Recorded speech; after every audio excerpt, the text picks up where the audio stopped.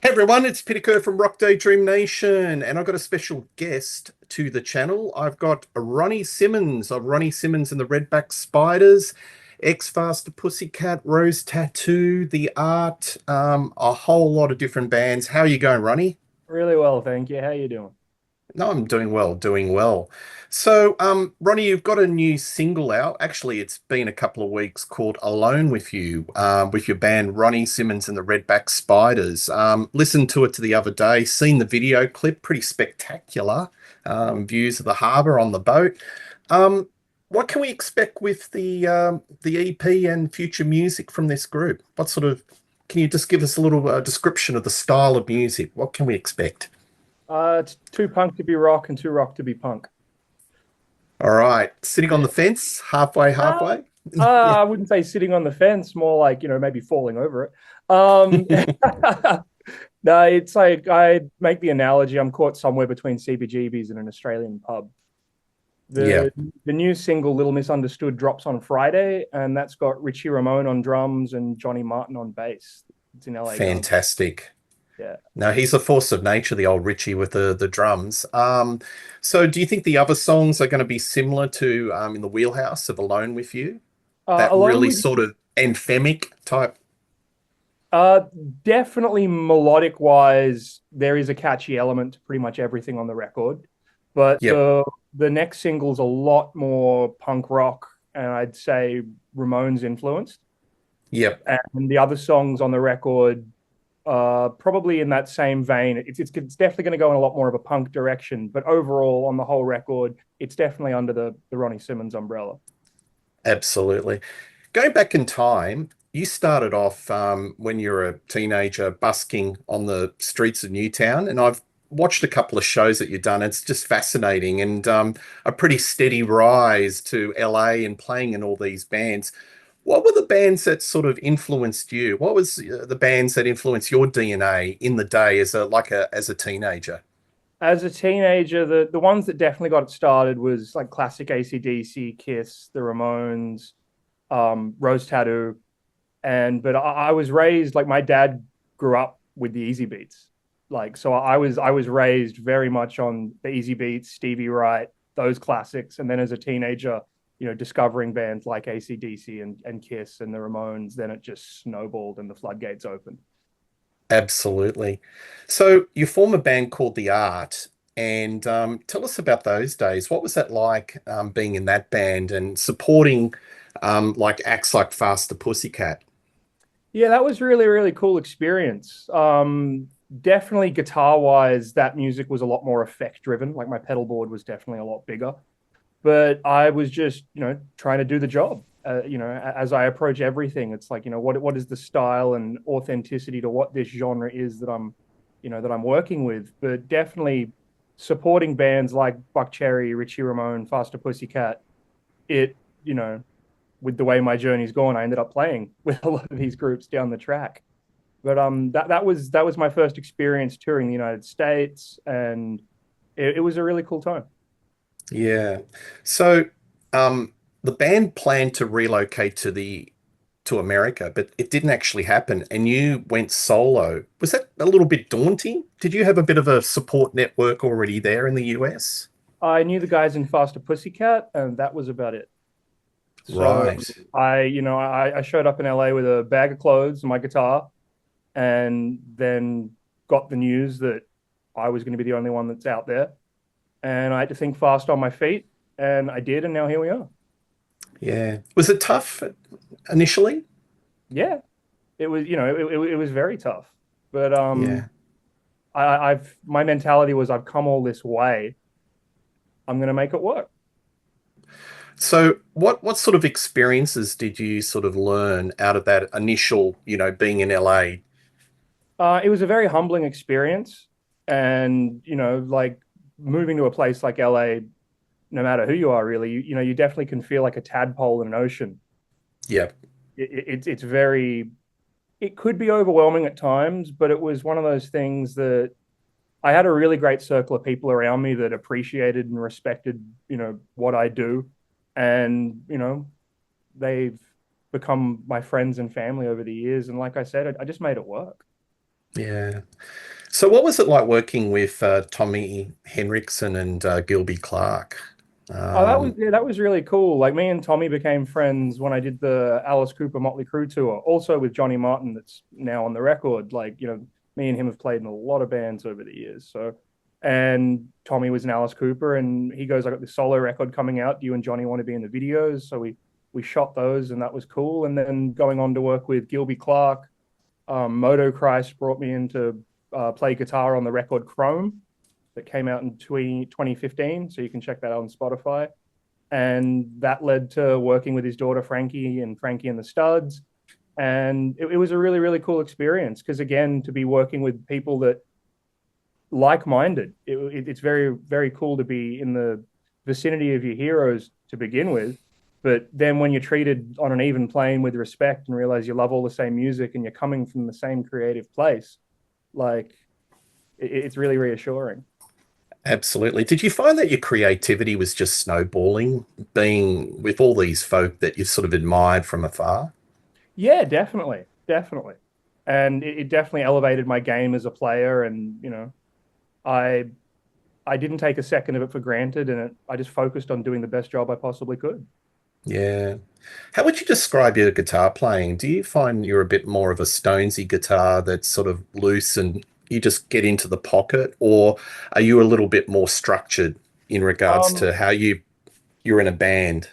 yeah, I definitely say more like Steve Jones from the Sex Pistols. Like, I try and be as tight, punchy, and aggressive as I can. But like I mentioned earlier, keeping in mind of whatever I'm playing on, what I'm working with, to be as true to what I'm trying to do as possible. But Yeah. definitely, I come from more of a structured background. Yeah. So you got tied up with the Raskins and you did a tour with Motley Crue. Describe that experience. That would have been Um, pretty wow.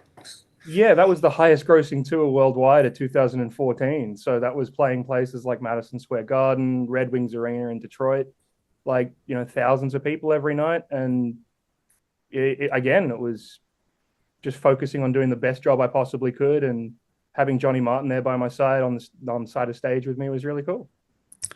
Is it any moment when you're on stage and you go, wow, this is just really kind of fucking surreal, you know, from Yeah, Newtown and I'm on, MSG? yeah, definitely. Like, that surge of energy, for example, if you point at someone in the crowd and then you just feel a wave of Mm, like positive reaction back. It's really, really cool. And it's an incomparable high, that's for sure. yeah. Did you get any sort of sneak peeks into the Motley Crue machine backstage, or were you kind of separated? Nicky was very, very hands on. The moment I joined the tour, he walked up and just said, "Hi, I'm Nicky Six. Pleasure to meet you. What's your name?" And um, Okay. everyone was really, really friendly. It was really cool. I loved hanging with the pyro guys because being able to, when the show was going on, and just watching from the either side of the stage, or in like where the bomb pit is and the flame jets and all that stuff. Like, just watching that work and such a high production machine. It was fascinating, but it was really cool. Yeah, because it's pretty well oiled. It's pretty sort of, it's like a theatre show, isn't it? There's not much variation. It runs to the second, doesn't it? The Yeah, Motley Crue. yeah, and especially when you're dealing with things like pyro and whatnot, it's like you kind of have to, because one wrong step and kaboom. Yeah. So then you tally up with Richie Ramone, bit of a hero. You're a huge Ramones fan, I would assume. I am indeed. I have the Ramones eagle tattooed the size of my back. So yes, to answer your question, yes. And through working with him, again, it was really cool to be in the vicinity and working capacity of someone that encourages all the things that I love about playing guitar and making music, and pushes it even further. So Yeah. like that's a very intense style of music to play for as long as we play, especially when you're going like 6, 7 nights a week. Like, I think our record in 2022 was we did 24 shows in 25 days with like 19 in a row. And like by the end of that, it was like that was a well-oiled machine. And that's something I get a kick out of. Like when, the band kind of gets into autopilot where everything's just running like clockwork. It's really cool. Yeah. He's like a triple threat, that guy. He plays drums, sings. He can do it all, can't he? Yeah, he's been acting now recently in horror films as well. Did he tell you many tales from the, about the brothers? Oh, Share any tales? of course. Like there was a lot of moments when Richie's become like a brother to me. So when he'd share stories about back in the day, knowing what a Ramones fan I am, like it was very special to hear them and get a first Mm, insight into how one of my favorite bands really yeah. really were. Because they were like the Warring Clampets. They weren't they? They just didn't seem to get on. How did he fit into it? Did he seem to get on with everybody? Did he tell you that? Or any sort of Yeah. tales that you want to share with us? I'm not sure how much I can speak on his behalf, but the one Yeah. thing I did definitely take from it was how much of a nice guy Joey Ramone was, Yeah. and his relationship with Joey is something he talks about fondly, and it's really really cool to hear someone like that you grew up idolizing so much really is such a cool guy. Being a huge Ramones fan, what's your go-to album? Oh, the live albums count because It's Alive is just perfection. But Probably the best live album of all time, maybe. yeah, yeah, it's like there's an energy about that, like that I love. But that's a hard one for me. It all depends on what mood I'm in, because it could be Animal Boy, it could be Too Tough to Die, it could be End of the Century, it could be Rocket to Russia. It's like I just love it. Like I think those Richie albums are kind of underrated. I think the stuff they did in the 80s doesn't really get the accolades that oh, probably deserve. Hmm. yeah, and it's one of those things that starting as a Ramones fan, but also talking to other Ramones fans. More often than not, when I ask people what's your favorite Ramones song, it's Bonzo Goes to Bitburg, and Richie played on that, and that's one of my favorites too. And the drumming, the songwriting, everything, it's really really cool. It's cool to hear that he's actually playing on your album or EP or songs. Do you think there's going to be future collaborations with Richie beyond Um, what he's done? hopefully, hopefully, because I also his most recent record, Live to Tell, that I played on as well in 2022. That's a great record and worth checking out. Like songs like Not Yeah. Afraid that he put out. Like I'm really proud to have played on that. That was cool. But yeah, he played the drums on Little Misunderstood that comes out this Friday the 18th, and you'll hear the drumming. You're like that's Richie, and Pretty ferocious. Yeah. yeah, and put that in combination with Johnny Martin's bass playing and the way I play guitar, and it's just a powerhouse. So Yeah. I'm really really proud of it and looking forward to sharing it with everyone. So 2022, you joined Faster Pussycat. What was that like? Well, that was really cool because, like I said, they were kind of my first home base in LA. So there was a lot of water under the bridge. It was Mm, a new experience being a member in the band, but having already toured with them and knowing Chad, Tammy, and Danny for as long as I have, and Sam Bam that's on guitar, like he's such a good guitarist. So like when we were in the zone, that band was just firing on all cylinders, and it was a really really cool time. when you join an established band like that, are you expected to sort of replicate the guitar lines of Steel and Muscat, or you can bring the Ronnie Simmons touch to it? Well, before that was even discussed, my attitude with Sam was let's try and get this as close to the record as possible, and then decide what parts we can, amend or, accentuate or elevate. But, there were definitely a lot of people that came up to us on the road that are like I remember someone goes, "Man, I saw you back in the day." And I looked over and I'm like, I'm not Brent Muscat, but I think this guy thinks I am. Me and Sam are like, we weren't born when this band got together, but to know that people on the road were coming up and thinking that, can only jump to the conclusion that we must have been getting it somewhat right. Yeah. Where do you think Faster Pussycat sits in today? Because they kind of get lost in the weeds with Guns N' Roses and a bit of those high level bands. They probably don't get the kudos that they probably deserve. Do you think that's fair? Um, I think they're one of the best rock bands to come out of that scene, and I've always loved their music and just touring with them. There's a lot of people that like them, man. Like Yeah. it's really really, especially younger people, to go to play some of those big shows and see younger folks come into the Cross generational. yeah, that's it. Yeah, It's yeah, like yeah. and so yeah. Yeah, I mean that first album is a kind of a classic album, and I suppose you were doing a lot of the songs in the song list that just drew upon that first album?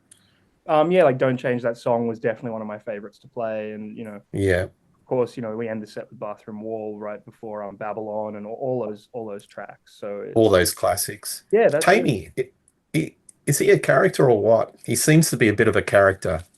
He, What's he's what's one he of the like? he's one of the best guys I know, man. Like it really is. Like we call it the Pussycat family, and hanging out, we all gel, and he's a really really good dude, and Yeah. really, I've had many when I first moved there. It wouldn't be uncommon for me and Danny and him to end up back in his home recording studio and writing and playing songs to touring with him, and it is like a rock and roll family. He seems like he's a bit of a Trojan horse because he's a bit of a smart businessman too. I mean, for the Oh yeah, band to survive and do so well, he's got a bit of nous, hasn't he? yeah, he definitely has his head screwed on, and eternal element of cool. Like Yeah.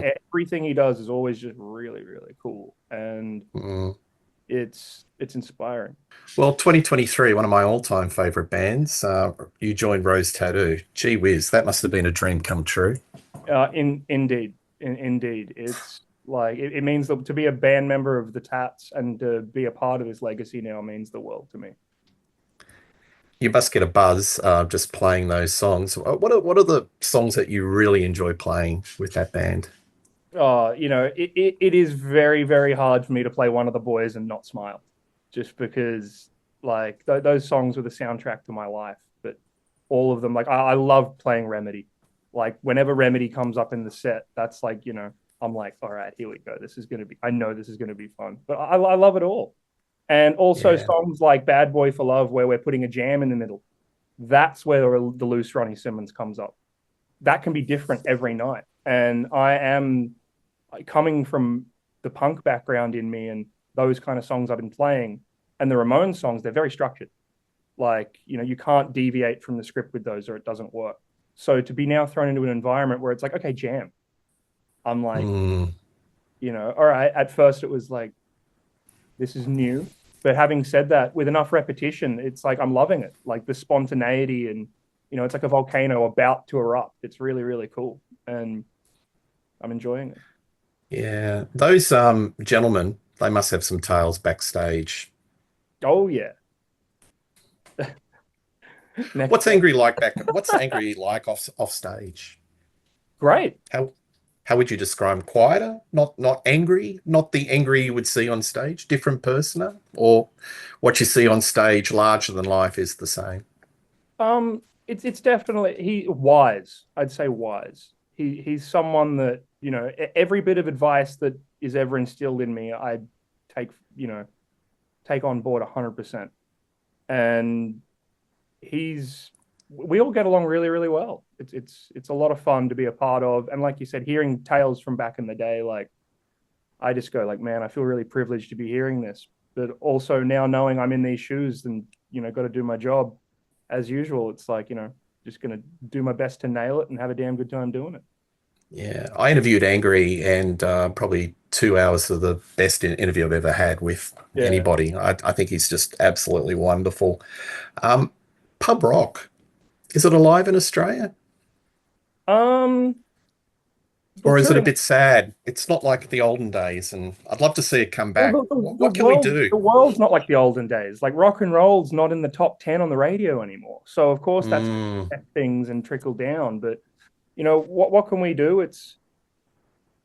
I'm just doing whatever I can just to expose as many people to this music as I can without tarnishing anything. Because again, there are younger people coming to the Tats shows now, and that's really cool to yep. see it's translating.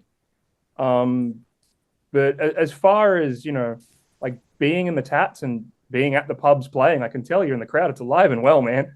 Like when when we play, that's for sure. But as far as rock in the mainstream is concerned, I think we're all sitting there going like, is something going to change? And all I can do is hope that in the future it does get better. Yeah. So you really relocated back to Sydney. Did you see that there was more opportunity in Australia and, in respect of your career and rocking and then just basing yourself here and then touring the world? Uh, Or is America still the place to be? they're two very different places, but I came back primarily because of Rose Tattoo. So, having been gone for a decade, a lot of these questions you're asking me, it's like, well, I haven't been here the last 10 years. Like the times I have come Mm, to it, and touring a city is very different to living in one. yep. So, my insight on that is I've kind of been learning as I go being back. But, I do love it here and I love it there. So, we will Yeah. see where I end up. But right now I'm a citizen of the world. Absolutely. Good place to be. Yeah. Tat's final year, bittersweet, bit sad. Yeah, that's, of course, anything is monumental and influential on Mm, not just me, but everyone. It's sad when things end, but I definitely respect Angry's decision. Like 50 years, it's pretty monumental. monumental. Yeah. Absolutely. So, to be able to be present for that final curtain call, like that's something I'm going to carry in my heart for the rest of my life. And I definitely want to be there. So, I'm sure it will be emotional. I'm going to throw a few questions at you, Ronnie, about like who's your guitar hero? Who who's the guitar slinger that you would aspire to be? Marty McFly. Yeah. Like Johnny Ramone, Steve Jones, Ace Frehley from Kiss, Mick Cox was in the Tats, um, Chuck Berry, Ronnie Wood. Yep, Um, you know, I could keep rattling them off, but it's definitely an amalgamation of, or Angus, Malcolm Young, George Young, like far out. absolutely. Like, George Young's a big hero of mine. Big, big hero. Huge. Yeah. Easy beats. If it wasn't for easy beats, a lot of these bands wouldn't be around, would they? That's it. Vander and Young. Friday on my mind is still on the radio every day in the States. The amount of times I'd be in the car with a friend and I'm like, Easy Beats. And they're like looking at me like, why are you getting so excited? I'm like, this was like the first Aussie rock song to crack it over here. Like, yeah. And it's really cool. Um, Three albums that you must have in your record collection. Ooh. Rose Tattoo self-titled, AC/DC TNT Australian release, and Billy Joel Glass Houses. Oh, nice. I like that. The new wave, Yeah. Billy Joel. Favorite male vocalist? Ooh, Angry. That's good. Female? Chrissy Amplet. You love your Aussie rock, and we love it on Rock Daydream Nation as well. So, tell us about the plans about the Redback Spiders, what you see in the next 12 months and beyond. Well, we're dropping the new single and video on Friday, and then we're doing an Australian East Coast run. So the 21st of November, we're supporting the Suite at the Factory Theatre. Then Nice. we're going up to Brisbane on the 23rd at Greaser Bar. Then the 29th, we got Bendigo at the Golden Vine with Black Aces. Then 30th, we're doing Cherry in Melbourne. And then finishing back up in Sydney, December 14th at the Factory again. And then next year, you can expect, because the album's being divided into two parts. So we're dropping the EP November 22nd. And that's the first half of the record. It's called Bite Part 1. And then when the second half drops, it'll be a full LP experience next year. So I'll be figuring that out in amongst my Rose Tattoo schedule. So it's a vessel that allows me to express myself and do my own thing in amongst being a tat. Would it be fair to say you don't like being idle? You like to have your fingers in a lot of pies, just keeping things. Because looking at your CV seems like you've got always a couple of things on the go. Is that I, you? I just love making music, man. I just love making Yeah. music, whether I'm in the studio or on stage. It's like that's what I was put here to do. So, the idea of someone sitting poolside with a cocktail on vacation, if that was me, I'd just be sitting there stirring the damn thing, going, man, I wish I was doing something on stage. Or, I like to be on the road. I like to be in the studio. So this Do is you have to do you have to touch the fretboard every day? You've yes, got a guitar in your hand every day. yeah, yeah. It's been a part of me since I was about 11, 12 years old. Yeah. Well, we hope to see more of you and the Redback Spiders because Alone with You is really catchy and just needs airplay, I guess. Thanks. And Yeah, we social media is really important, isn't it? definitely. Well, we just got added to rotation on Rebel FM.